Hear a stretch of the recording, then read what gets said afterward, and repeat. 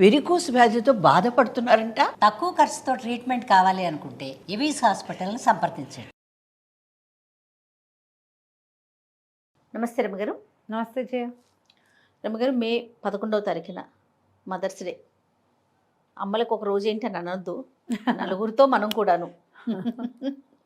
నేను అలాగే అంటాను అనుకుంటాను కానీ మరి తప్పట్లేదు కదా. తప్పట్లేదు. అది ఏం అడగాలో కూడా నాకు తెలియట్లేదు. మదర్స్ డే అంతవరకే చెప్పగలుగుతున్నాను. ఆ రోజుని అంటే ఒక్కొక్కరు ఒక్కొక్కలాగా సెలబ్రేట్ చేస్తున్నారు రమ్మగారు. చిన్నపిల్లలు అనుకోండి, ఎంచక్క ఏం చేస్తారు చెప్పిన, మా బుడ్డ చిన్నప్పుడు చిన్న కాగితం మీద హ్యాపీ మదర్స్ డే ఏదో వాళ్ళకి తెలిసిన ఒక డ్రాయింగ్ వేసేసి హ్యాపీ మదర్స్ డే ఓ బొమ్మ వేయటం, అంతే. ఓ బొమ్మ వేయటం చేయటం అంతవరకే తెలుసు. పిల్లలకి అంతవరకే తెలుసు. కానీ ఏం చేయాలి, పెద్దవాళ్ళు కూడా అంతే చేయ. అమ్మకి ఏదైనా ఒకటి కొనిపెట్టడం, అమ్మకి ఏదైనా గిఫ్ట్ ఇవ్వటము, అక్కడికి వెళ్ళి సర్ప్రైజ్గా ఏమైనా పంపించడము, అమ్మకి నచ్చిన ఫుడ్. కాకపోతే ఎవరికి ప్రశ్న రాదు, మా అమ్మకి ఇదే చాలా, అసలు అమ్మకి ఏం కావాలి, అమ్మకి ఏం ఇవ్వాలి మనం అనే ఆలోచన రావట్లేదు. అది రాదు కదా రమ్మగారు. ఒక మదర్ ఏం కోరుకుంటుంది జయ జనరల్గా ఎవరైనా. ఇప్పుడు నువ్వు తల్లివి, నేను తల్లిని, నాకు 2 కొడుకులు ఉన్నాయి, నీకు ఒక కూతురుంది, అంతే కదా. ఎవరు ప్రతి తల్లికి ఏం కావాలని ఉంటుంది అసలు? పిల్లలు మంచిగా ప్రయోజకులై మంచి పేరు తెచ్చుకోవాలని ఒకటి ఉంటుంది. ఇంకాస్త పెద్ద తల్లులు అయితే, ఇప్పుడు మా అమ్మగారు ఉన్నారనుకోండి, కాసేపు ఆమె పక్కన కూర్చొని నేను మాట్లాడాలి, అదొక్కటే వాళ్ళు కోరుకునేది. అదే సంతోషంగా ఉండాలి పిల్లగా, మేము సంతోషంగా, పిల్లలుగా మేము సంతోషంగా ఉండాలి, కాసేపు ఆవిడతో మాట్లాడాలి, అంతవరకు ఎక్స్పెక్ట్ చేస్తారని నేను అనుకుంటాను రమ్మగారు. అంతే అంతే. తల్లులకి ఏం కోరుకోరేమో పిల్లల దగ్గర నుంచి. 100% తల్లులకి ఏమని ఉంటుందంటే, తమ పిల్లలు ముందు చిన్నప్పుడు ఆరోగ్యంగా ఉండాలి, లడ్డుగా బొద్దుగా నున్నగా చబ్బీగా ఉండాలి, శుభ్రంగా తినేయాలి, బాగా చదివేసుకోవాలి. మనం ఏ చదువు చెప్పిస్తే ఆ చదువు వాళ్ళు చదివేసుకుని ఏమిటో ప్రయోజకులు అయిపోయి ఏదో అయిపోవాలి. అన్నీ అయిపోయినా వాడు నా మాటే వినాలి, నన్ను వదిలిపెట్టి వెళ్ళకూడదు. నా పిల్లాడు ఎప్పుడు నా కంటి ముందు, పిల్ల మన కంటి ముందే ఉండాలి, మనం చెప్పిన మాట వినాలి, మనం అడిగింది చెయ్యాలి, ప్రతిదానికి అమ్మ అని నా వైపుకే తిరిగి చూడాలి. అమ్మ నువ్వేమంటావు, అమ్మ నువ్వు చెప్పు, అమ్మ నువ్వు ఎలా చెప్తే అలా, నీకేది ఇష్టం నాకు కూడా అదే ఇష్టం, నీకేం కావాలో చెప్పదు చేస్తా. ఈ సెంటెన్స్లు అన్నీ ప్రతి తల్లికి కావాలి. వద్దా? మన ఇద్దరం కూడా ఉంటాం అందులో. అన్నిటికీ వాడు ఇండిపెండెంట్గా చేసేస్తే మావాడు చాలా ఇండిపెండెంట్ అని చెప్తూనే లోపల ఆ లోపల వాడు నా వైపు చూసి నాతో అవుననిపించుకోవాలని నాకు ఉంటుంది సహజంగా. అది బై డిఫాల్ట్ కదా రమ్మగారు. బై డిఫాల్టే ఆటోమేటిక్గా అలా జరిగిపోతుంది అంతే. తల్లులకి సహజమైనది. ఇప్పుడు మావాడు ఏ టైంలో ఫోన్ చేసినా 1 గంటకి 2ంటికి వచ్చినావా, తలుపు తీస్తాను నేను, తిన్నావా అని అడుగుతుంది ఒక ప్రశ్న. నేను నిద్రలో ఉన్నానుకో, తినానమ్మా అని వాడే చెప్పేస్తాడు. అదమ్మా నా ప్రశ్న అదేనని వాడికి తెలుసు గ్యారంటీగా. అలాగే ప్రతి తల్లి ప్రశ్న, ప్రతి తల్లి కోరిక పిల్లలకి ఆటోమేటిక్గా బై డిఫాల్ట్ తెలిసిపోతుంది. కొంతవరకు జయ, కొన్నేళ్ల వరకు వాళ్ళ అమ్మకి ఏం కావాలో వాడికి తెలుసు. నేను అనుకుంటాను మనం జడ్జిమెంటల్గా ప్రవర్తిస్తాం ప్రతి విషయంలో. నేను కూడా ఇప్పుడు నేనైనా నువ్వైనా, నీకు ఒకతే పిల్ల కాబట్టి ఒకటి, మాకు 2 ఉన్నాయి కాబట్టి నేను ఒక రకం, వాడంతే, వాడు అలాగా వీడిలాగా, లేదా అది అలాగా ఇది ఇలాగా, పెద్ద అబ్బాయి అట్లా, చిన్న అబ్బాయి ఇట్లా, 3వ అబ్బాయి ఇట్లా, 4వ ఇట్లా, 16 మంది పిల్లలున్నా 16 మంది సంగతులు పిల్లలు తల్లులకు తెలుస్తాయి. వీడింతేనమ్మా, ఇలాగే చేస్తాడు, మా పెద్దవాడు ఇలా కాదు, చిన్నపిల్లాడు ఇంతే వీడు అనగానే చిన్నవాడికి వాడు అంతే, కానీ వాడికి కష్టంగా ఉంటుంది. మా అమ్మ నన్ను ఇలా అనేస్తుంది, వాడు అంతేగా ఉంటాడు, కానీ అమ్మ తను అనకూడదు అనుకుంటాడు. వాడు అంతే, వాడు సెల్ఫిషే, వాడు సరిగ్గా బిహేవ్ చేయడు, వాడు అల్లరి చేస్తాడు, వాడు కోతి వేషాలు వేస్తాడు, వాడు సరిగ్గా ఉండడు, బ్యాడ్ బిహేవియర్. పెద్దవాడు బాధ్యతగా ఉంటాడు. వాడు అమ్మ మీద కోపం పెంచుకుంటాడు, పెద్దవాడి మీద కష్టం తోస్తుంది వాడికి. ఆ పెద్దన్నయ్య మొహం కూడా గిట్టదు. ఇది వరకు ఆ కాలం.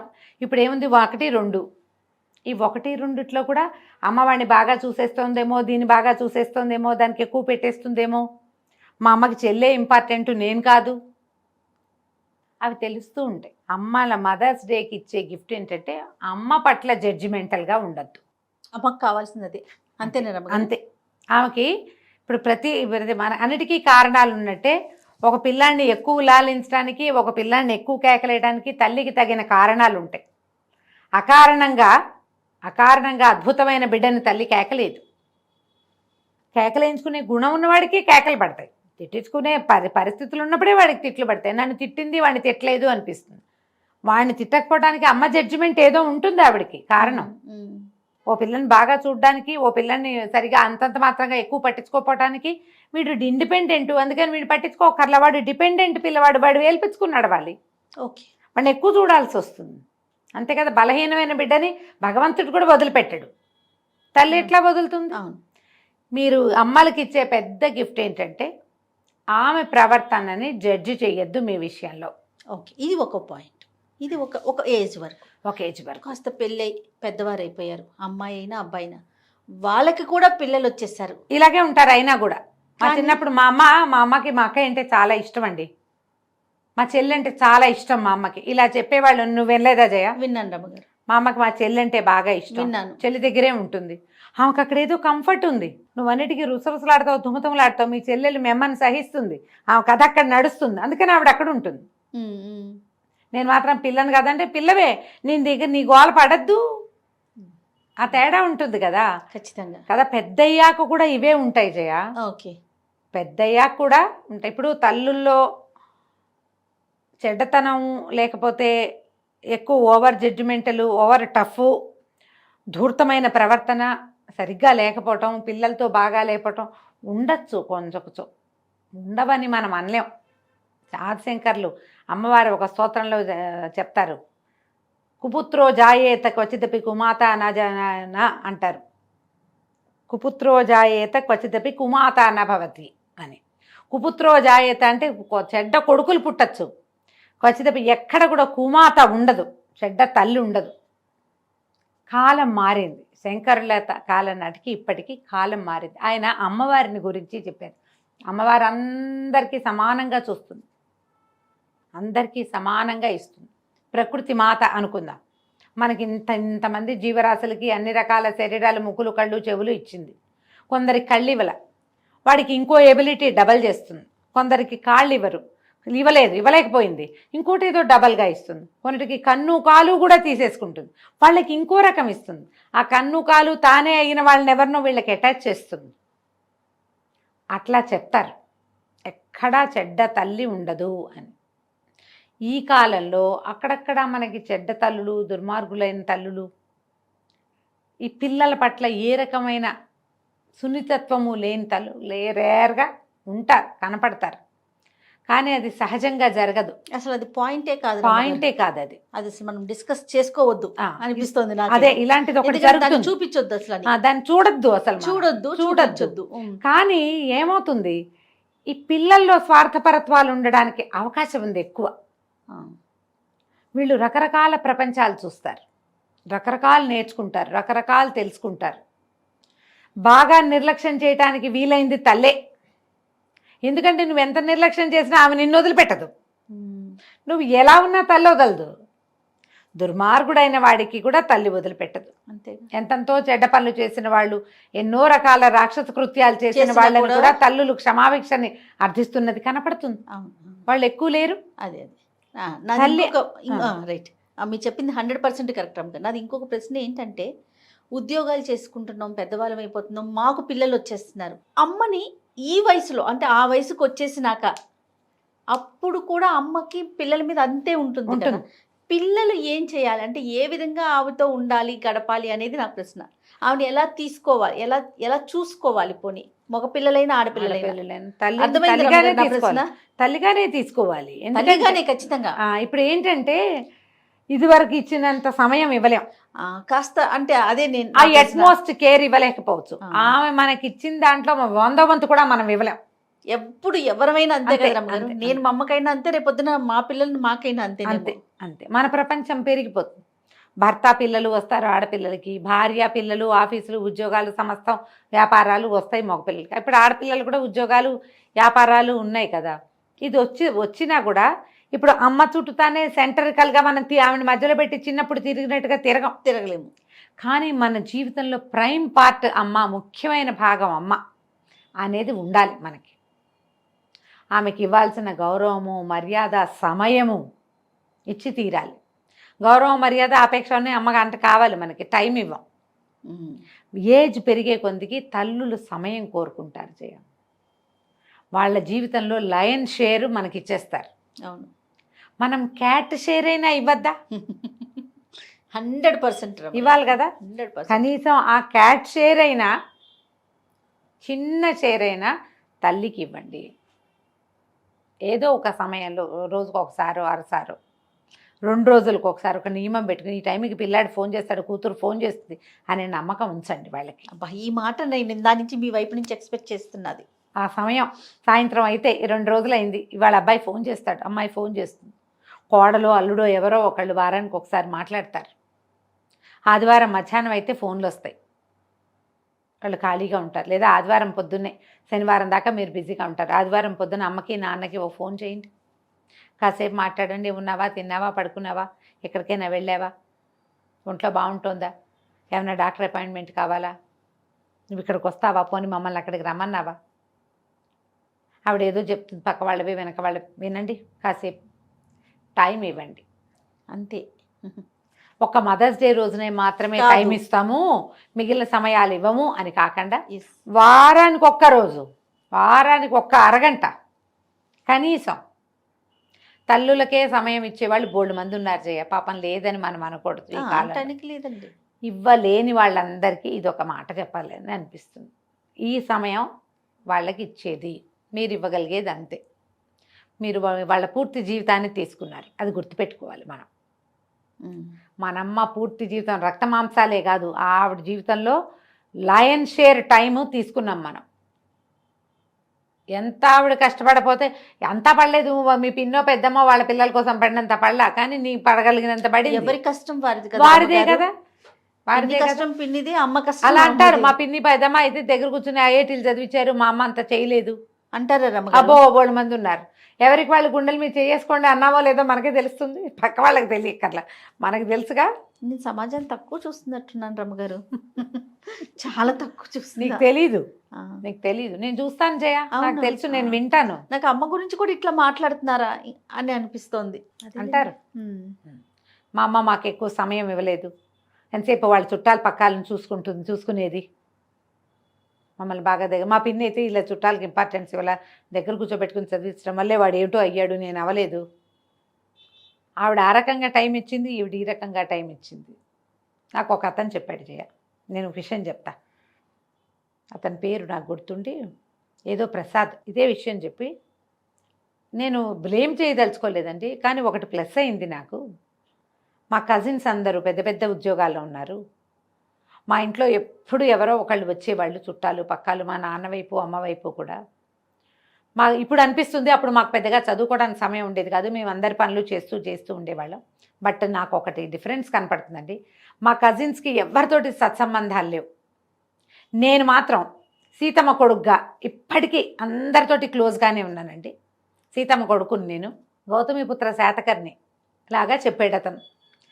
అలా ఫీల్ అవుతాను నేను. మీ అమ్మ నీకు శ్రద్ధగా చదివించలేదు, లేకపోతే అప్పుడు నీకు కూడా ఇంజనీరింగ్ సీట్ వచ్చేదేని మా కజిన్ ఒకడంటే నేను అనుకున్నాను, నాకు ఇంజనీరింగ్ సీట్ రాలా, కానీ నేను ఎక్కడికి వెళ్ళినా, ఏ ఊరు వెళ్ళినా, నా ఎవరో ఒక కజిన్, మా అమ్మ వల్ల మేలు పొందిన వాళ్ళు ఎవడో ఒకడు నాకు హెల్ప్ చేస్తాడు. ఇప్పుడు మా పిల్లలు పైకి వెళ్ళే పరిస్థితిలో మా కజిన్స్, మా అమ్మ ఎవరెవరిని ఎలా ఏ సమయాల్లో ఆదుకుందో వాళ్ళందరూ అన్ని చోట్ల ఉన్నారు, ప్రపంచంలో అన్ని దేశాల్లోనూ ఉన్నారు. మేము ఎక్కడెక్కడికి వెళ్ళినా సరే మా గ్యారంటీగా ఒకడు, మా అమ్మ కజిన్ ఒకడు దొరుకుతాడు అక్కడ. సీతమ్మ కొడుకు అంటారు నన్ను. 50 ఏళ్ళు వచ్చినా నేను ఇంకా సీతమ్మ కొడుకుగానే ఉన్నానండి. మా అమ్మ అంత గొప్పది. ఆయన నాకు తన గురించి చెప్తూ నన్ను అప్రిషియేట్ చేయడానికి ఫోన్ చేసి అతను చెప్పారు ఈ సంగతి. అంత పెద్ద ఉద్యోగం రాలేదు నాకు, కానీ పర్వాలేదు. మా కజిన్స్ మాకంటే పై స్థాయిలో ఉన్నారు. వాళ్ళలో కొంతమందికి మా అమ్మ కూడా హెల్ప్ చేసింది. ముళ్ళపూడి వెంకటరమణ గారు తన కథలు రాసేటప్పుడు, మన కోతుకొమ్మచ్చి అవి రాసేటప్పుడు వాళ్ళ అమ్మగారి గురించి రాశారు ఇట్లా. కక్కి గారి అబ్బాయి అనేవారట ఈయన్ని. ముళ్ళపూడి వెంకటరమణ లబ్ధ ప్రతిష్ఠులు. అవును, ఎంత గొప్ప రచయిత. బాపు ముళ్ళపూడి రమణ గారు, బాపు రమణలు ఎంత అద్భుతమైన డియో. అవునండి, మనం పొద్దున్నే గుర్తు చేసుకోవాలి సినిమా వాళ్ళని, ఎవరినైనా రచయితల్ని, లబ్ధ ప్రతిష్ఠుల్ని, తెలుగు వాళ్ళల్లో అద్భుతమైన వ్యక్తులు గుర్తు చేసుకోవాలంటే ఆ వరుసలో బాపు రమణలు ముందు వరుసలోనే ఉన్నారు కదా. అవును, ఆయన రాశారు కక్కి గారి అబ్బాయి అన్నారు వాళ్ళందరూ నన్ను. కక్కి అంటే పిన్ని కాకి అనమాట అది. ఆవిడ ఎంత మందికో ఫీజులు కట్టారట వాళ్ళ అమ్మగారు ఈయన దగ్గర డబ్బులు తీసుకుని. ఆవిడ చనిపోయినప్పుడు ఎంతమందో వచ్చారట ఆవిడ వల్ల సహాయం పొందిన వాళ్ళు. ఇంత ప్రతిష్ట చిన్నదైపోయింది మా అమ్మ ముందని రాశారు. అట్లాంటి తల్లులు ఎంతమందో, అవునండి, ఎంతోమంది. ఈ మధ్య మనం బుక్ లైబ్రరీ గురించి మాట్లాడేమా, ఆ రోజు భరణి గారు కూడా ఉన్నారు మనతో పాటు. తల్లులు చదవాలి అని చెప్పాను నేను. నాకు నేను అప్పుడు 2 వాక్యాలు చెప్పలా, ఇప్పుడు అది చెప్తాను చూడదు. తల్లులు చదవాలంటే పూర్వం ఏ తల్లులు చదువుకున్న తల్లులు కాదు. ఇప్పుడు మీ అమ్మాయినా ఏం చదువు ఉంటుంది జయ? 7th క్లాస్ చదువుతుండగా మ్యారేజ్ చేసి పెళ్లి చేసేశారు. మా అమ్మకు 1వ క్లాస్ కూడా లేదు, మా అమ్మకి స్కూల్ లేదు. అంత లబ్ధ ప్రతిష్ఠులైన తనికెళ్ళ భరణి గారు అమ్మగారు మాత్రం ఏం పెద్ద చదువులు చదువుకుంటారు ఆ కాలంలో. అవును కదా, ఏదో పెద్దవాళ్ళ శిక్షలు అవి చదువుకున్న కాలమే. వారు ఏమైనా చిన్న తరగతులు చదువుకున్నారేమో కానీ ఎంఏలు ఎఫ్ఏలు లేవు కదా ఆనాడు. అయినా పిల్లలందరూ అద్భుతమైన రైటర్లు గాను, ఎంత లబ్ధ ప్రతిష్ఠలుగా ఉన్నారు, చాలా గొప్ప పేరు తెచ్చుకున్న వాడు సంతానం కలిగి ఉన్నారు. ఇప్పుడు మా అమ్మాయినా అంతే. అవును, మా ఇంట్లో మేము చదువుకున్నాం. ఒక పిల్లకి చదువులేని పిల్ల లేదు మా ఇంట్లో. మేము 8 మంది ఆడపిల్లలు ఉంటే 8 మంది చదువుకున్నాం. ఒక పిల్ల కూడా చదువు రాంది, చదువు లేనిది, తెలివి తక్కువది లేదు మా ఇంట్లో. మా అమ్మకి ఏం లేదు చదువు. పిల్లల్ని చదువు వైపుకి తోసే గుణమైన ఉండేది ఆ రోజుల్లో, వాళ్ళకి లేకపోయినా. అట్లీస్ట్ ఇప్పుడు మనం చదువుకుంటున్న తల్లుడం కాబట్టి మన పిల్లల్ని ఇంకా చదివించాలంటే మనం ఇంకా కొంచెం బాగా ఆలోచించాలని చెప్పుకుంటాం. అవును, ఇప్పుడు మనం ఇలాంటి స్థాయిలో కొంతమంది మనుషుల్ని నుంచోబెట్టారు, నుంచున్నామంటే మనం ఎంత పరిగెత్తామో, మన కింద నిలబడి మనని తోసింది అమ్మే కాదు. 100% అండి. ఈ పైకి తోసిన అమ్మకి సమయం ఇవ్వలేమంటే ఇంకెలాగా మరి? ఓ పిల్లాడు ఐఐటీవో బీటెక్కో ఏమిటో టెక్ చేశాడు, వాడు ఇంతప్పటి నుంచి వాడికి ఎన్ని చేస్తే ఒక టెక్కుతాడమ్మా వాడు? ఎంత సమయం, ఎంత ఓపిక, ఎంత ఖర్చు. తల్లుల రక్త మాంసాలతో పాటు వాళ్ళ సమయం, వాళ్ళ జీవితం, వాళ్ళ కెరీర్, వాళ్ళు మొత్తం అరిగితేనే పిల్లాడు ఒకడు ఎక్కుతాడు పైకి. ఎంతో కొంత నలగాల్సిందే కదమ్మా. కొందరు పిల్లలకు సరిపోదు, పగళ్ళు రాత్రిళ్ళు నిద్రపోరు. 7-8 ఏళ్ల వయసు వచ్చేదాకా ప్రతిరోజు రాత్రి నిద్రలేచే వాళ్ళు ఉంటారు. తల్లికి నిద్రేది మరి మనం ఇవ్వద్దా సమయం?